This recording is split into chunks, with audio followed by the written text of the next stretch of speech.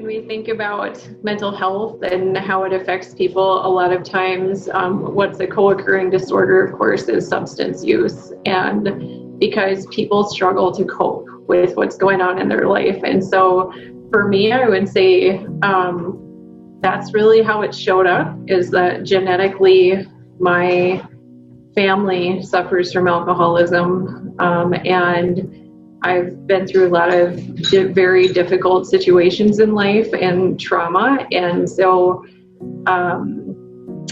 in a culture, living in an area that celebrates with alcohol, it's at our family events and parties, it's in our communities, it's very strong in this area. It's became very easy to use it as a way to cope, to disappear from problems for a while, to be with friends and family and people that you could just escape.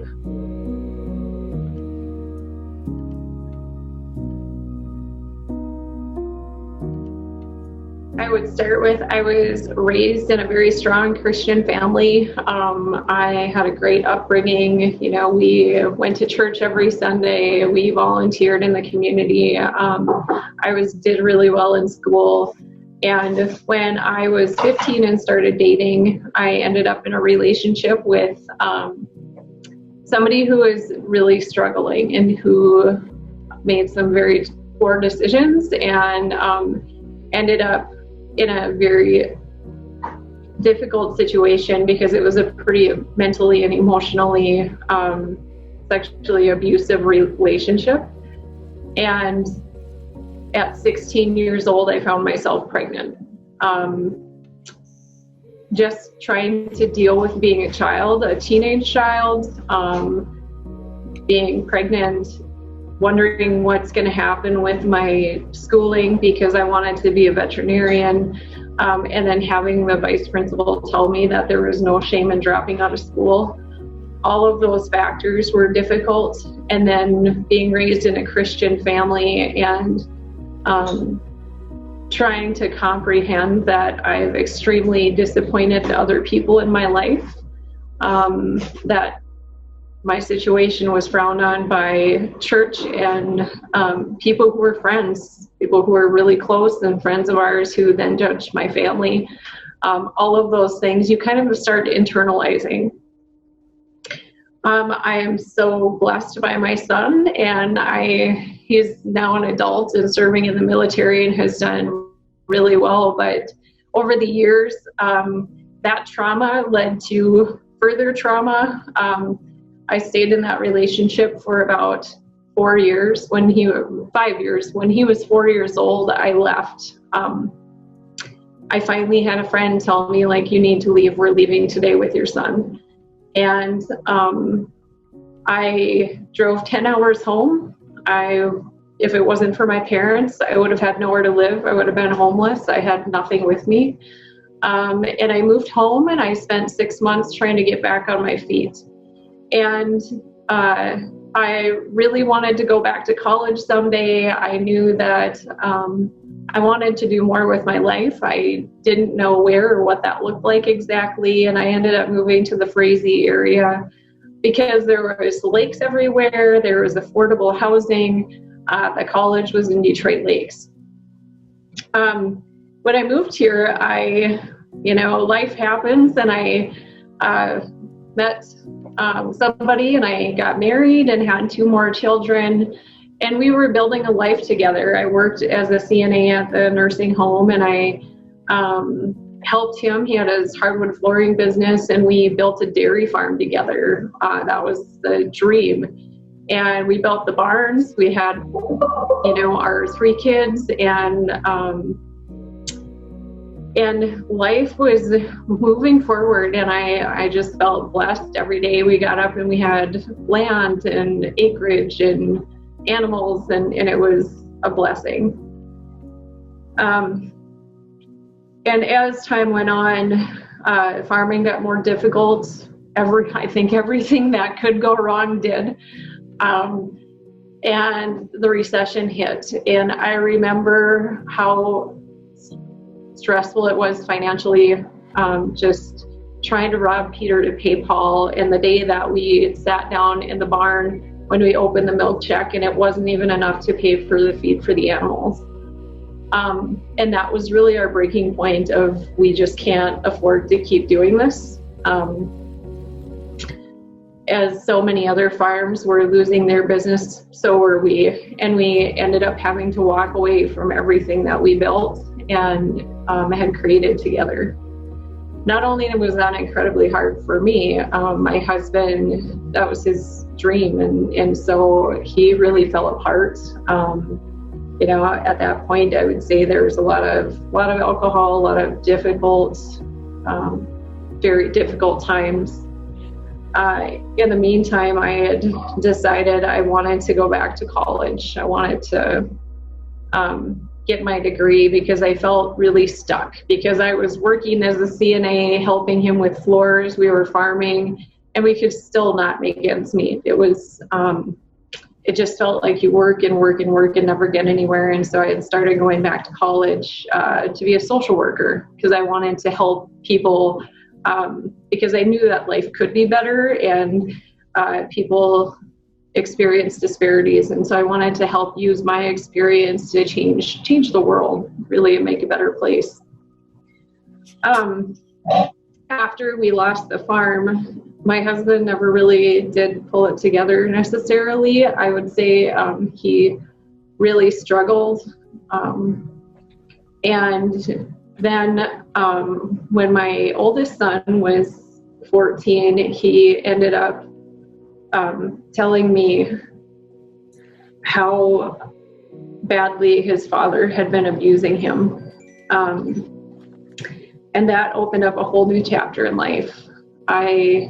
We drove to Iowa multiple times for dispositions and court, and just feeling that parent guilt of the fact that I couldn't protect him. And knowing that life would never quite be the same,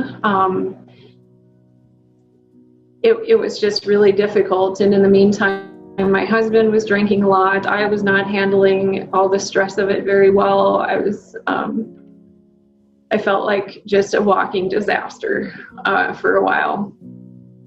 And I had went to the doctor at that point and went on antidepressants because I was really struggling with depression, and ended up going through a divorce. We just could not make things work, and it was a difficult time in life. That same year, I ended up hurting my back really bad and was off of work for 3 months because I had to have back surgery. I was struggling financially to support my 3 kids as a single parent, and then that same year, I was raped.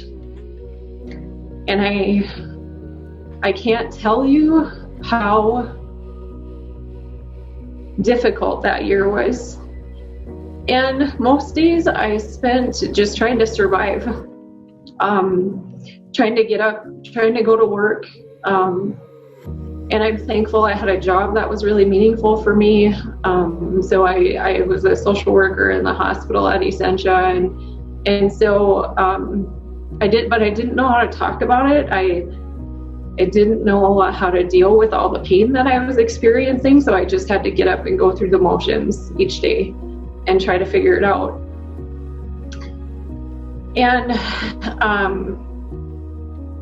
I went to therapy. Like I said, was on antidepressants. I sought help. But you don't just wake up one day and go, oh, I think I figured it out. Like, I'm okay. It's a battle. And the impact of those things lasts a long time. And so I ended up moving to town, but I was still struggling a lot with the pain and all the trauma of what had happened in my life. And then when we moved to town, that created some wonderful opportunities, and it's also also was difficult because then my kids were exposed to things, more things just from living in town. And then my daughter was struggling. And so a couple of years ago, she really struggled, and I was still trying to heal in my journey. And I finally got to a point where I recognized that I was just not being effective in accomplishing the things that I wanted to do. And I was doing better mentally, like trying to deal with the depression and anxiety, and therapy was helping with that. But I still had a ways to go. I met my husband a few years ago, and he's been wonderful, and I'm so thankful for that. You know, having people who understand and are supportive is such an important part of anybody's care journey. And he's been just constant and steady, and I am so thankful for that, because it's really helped. And over the last few years, I've just really tried to focus on how do I help my family get better? How do I help my daughter who is struggling with things? And so I had to take a really hard look at myself and step back. And I actually, just over a year ago, ended up taking a couple months off of work. I was so mentally drained from trying to keep life together, keep my children safe and protected, from trying to be a leader in the community and feeling like there were days where I struggled to get out of bed. And so I took 2 months off of work just so that I could recuperate and rest and figure out what I needed to do differently in my life. And like I said, throughout all of these things, the struggles and the triggers, the traumas that happen, and they happen to everybody, they just look differently. But I've just kept pushing forward, and so I just needed a break for a while. I withdrew from a lot of the leadership things that I was involved in that I didn't feel like I was being successful because I just couldn't function in that space. And so I took some time away. I withdrew from some different things. I focused more on my spiritual journey and my faith. I focused on my family. And then this last, just about a year ago, not quite, but I decided, like, I don't want alcohol in my life anymore. There were times where I could go and have a few drinks and, you know, have fun with friends, and it was okay. And then what would happen is when life would get stressful, then it would be like, oh, let's go have a drink. And one drink would lead to another and another, and it just became too much of a coping mechanism. And I wanted to show my kids that we don't have to live that way, that we do have a choice. And even though it's really hard because it's everywhere, that you can separate yourself from that life. And that I have tried to talk to them about the damage of alcohol to people, to families, to communities, and unfortunately they've seen it in our own family firsthand. And so just to really try to focus on how do I get better, how can I demonstrate for them and support them in their journey as well. And I'm thankful that, you know, we have access to doctors and to therapists who were able to support me along the way. There's been a couple different times where I've been on medication for depression because there was times I couldn't sleep. I could barely function. Like getting through the day was a challenge. And then there's times where I've done really well. And like recently, other than COVID and the political climate, which is also difficult to function in, I feel like personally I'm doing really well. I'm to a point in my journey where all of us still have more work to do. That's part of it. There's not a destination, right? It's constantly a learning how do we take care of ourselves, and how do we move forward in a way that supports our own well-being, as well as our family. But I've been sober for just short of a year. I also used food as a coping mechanism. I love food. I think most people love food, but I love food, and I would eat as a way to cope as well. And I've been able to manage that and get physically healthy, stay exercising, my spiritual health, focusing on how do I build my faith and my family. And I feel like in my work that I have a job that's really meaningful, and people that I love and care about in the communities that I can work alongside. And so for me, those are things that have really made a difference in my life. And so I recognize that I'm incredibly blessed in that there are many more things that have happened, and I've had the ability to get through it, to bounce back, to be resilient, and it's because I've had access to family, to resources, to supports, to people who can help, and so I'm so grateful for that. And I know that that's not the reality for a lot of people.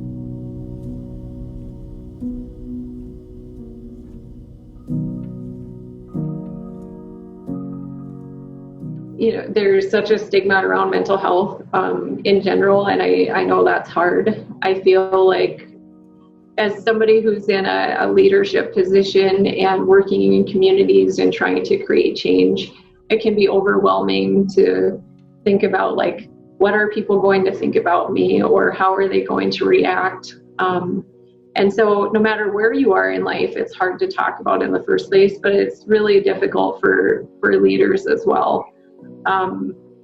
Because it's hard to be that vulnerable, because sometimes people see that as a weakness. And so I would just encourage you that if you are in a leadership position or of any kind, wherever you're at, whether it is in your church, maybe you're leading a Bible study group, or if you're at a business, or leading some community volunteer efforts, whatever it is, being vulnerable is really powerful. I've actually had more people come and talk to me, and we've been able to relate and work through things that if we weren't able to have open, compassionate conversations, I don't think that would have happened. And so it's easy to feel alone, but just remember, like, there's a lot of people that struggle. And so being vulnerable is really powerful. And so I would encourage people to just remember that as they're walking through their journey.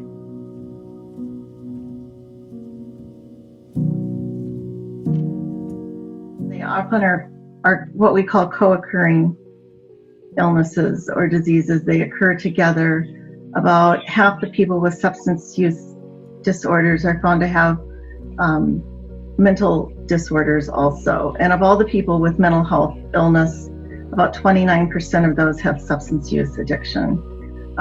Substance use can magnify the problems with mental illness. There's certain substances that can increase, say, psychotic symptoms or depression or anxiety.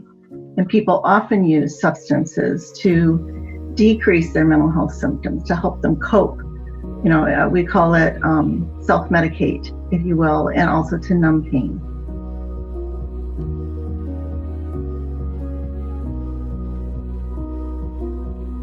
Addiction and mental illness occurring together is actually quite common. And the most common mental illnesses that you will see in people with substance use disorders, anxiety is a big one. Related to that would be post-traumatic stress disorder, major depression, schizophrenia, bipolar disorder, antisocial personality disorder, those kinds of things. A panic disorder would be another one. And there's like three major pathways that this happens by. Some are some common risk factors, and we think of those as the environment. There might be some genetic, or how our environment influences our genetic pathways, trauma, stress, And in children, we think a lot, not just about trauma, but also something called adverse childhood experiences. So the trauma and the experiences that happen during childhood, it could be the death of a parent or a divorce or changing schools or different things that are traumatic for a child, can impact development of mental illness and substance abuse disorders. Another pathway would be mental illness can lead to greater use of substances, or substances can lead to mental illness being magnified.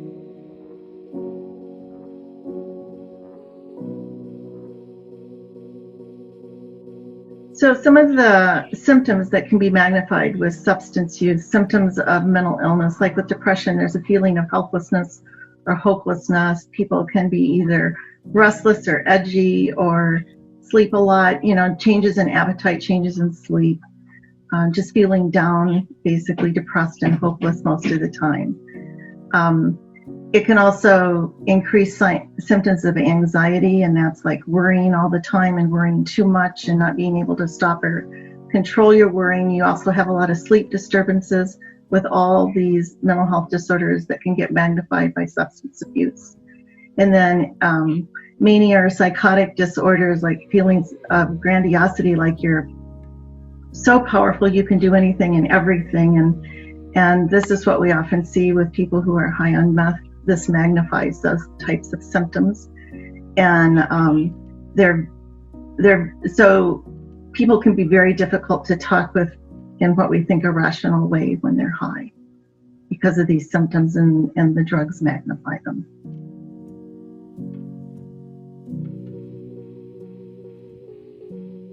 There's different kinds of treatment depending on your need. There's outpatient, or you can do support groups like Al-Anon, Narcotics Anonymous, those types of things, support groups. You can also do medically assisted treatment if you have an opioid addiction like heroin or prescription painkillers.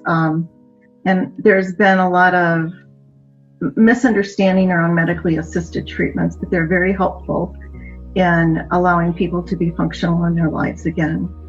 And also inpatient residential treatment programs. And residential treatment programs can be just for substance abuse disorders, or they can be for co-occurring. They can be both, we call them dual diagnosis, or co-occurring for mental illness and substance use programs.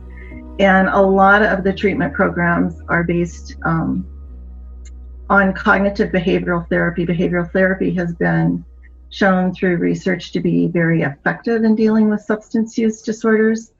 And so most treatment programs follow a behavioral therapy type of format when they provide treatment. It's based on that. Also, dialectical behavior therapy is something that was developed to work with,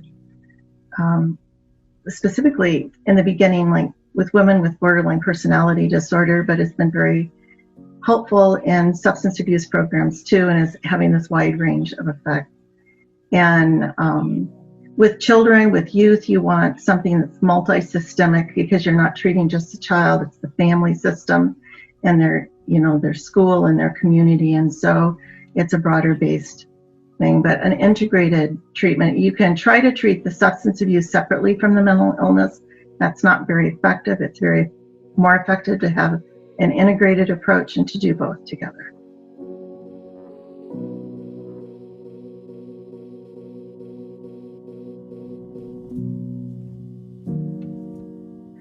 So if you have mental illness and also a substance abuse disorder, you can do a few things to take care of yourself.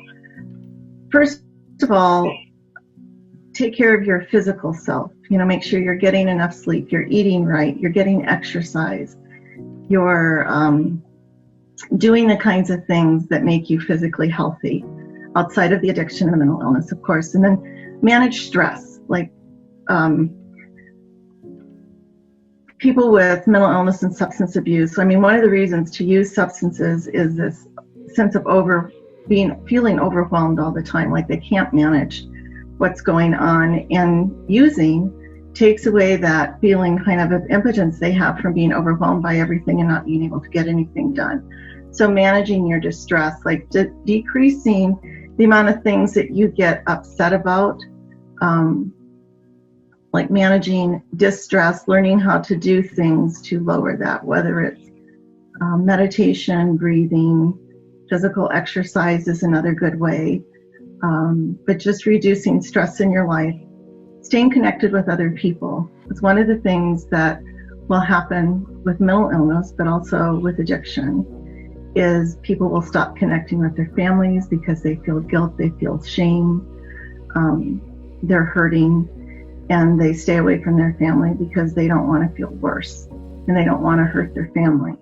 So they isolate themselves. So staying connected would be really important. Living a life according to your values, so finding meaning in your life and what matters to you. And then going to groups, be around people who are going through what you're going through. That really helps people not feel so alone and lonely in the world, and can be really helpful.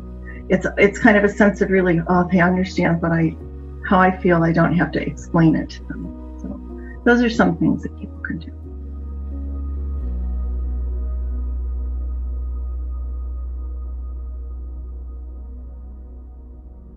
One of the most important things that you can do to help or to support another person who's suffering or trying to manage mental health and addiction problems is to simply be present in their life, just be there for them. Set healthy boundaries for yourself in the relationship and stick with them, but be there as a source of support. Don't try to fix them.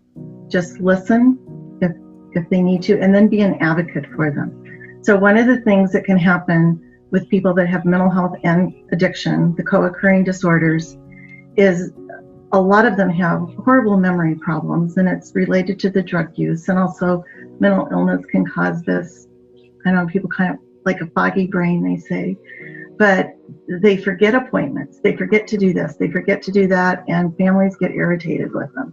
We told you this, you said you were going to do this, and then they don't follow through. So help support them in following through, because they really do want to, and they really and truly just don't remember these things.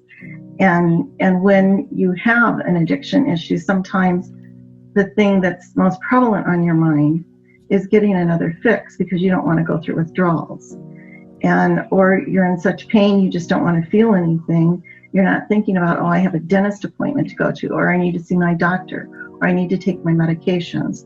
So supporting them by helping them as much as you can, have a stable, structured life, so to speak, and that will help them remember to take their meds, remember to go to their appointments, and all those things can help them be much more stable and be sober and keep their emotions managed in a good way.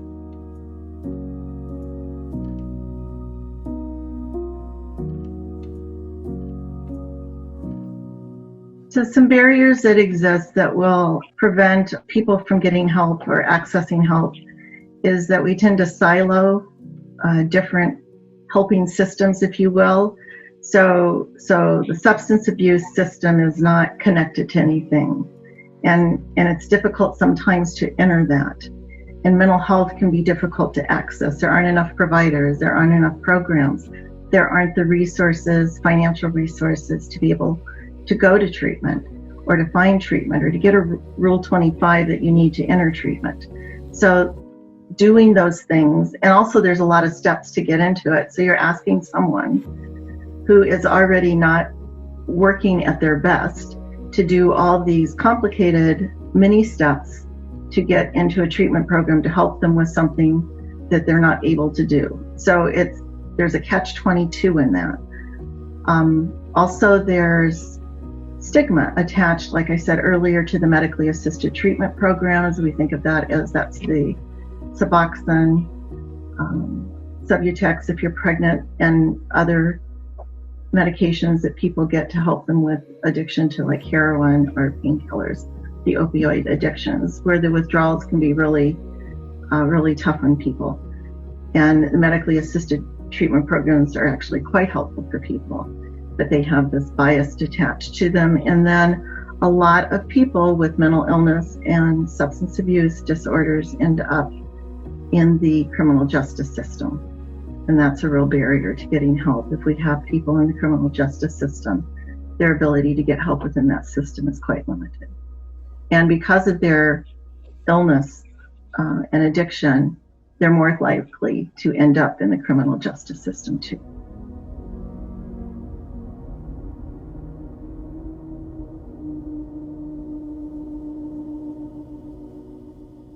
So something that would be important for someone who is struggling with addiction and mental illness is that, to me, you need to be kind to yourself. You need to take care of yourself. You need to be kind to yourself. You need to be patient and have faith and hope that you will be able to do what you need to do to manage your mental illness and to obtain and maintain sobriety. But you have to do that, first of all, by being kind to yourself and not beating yourself up.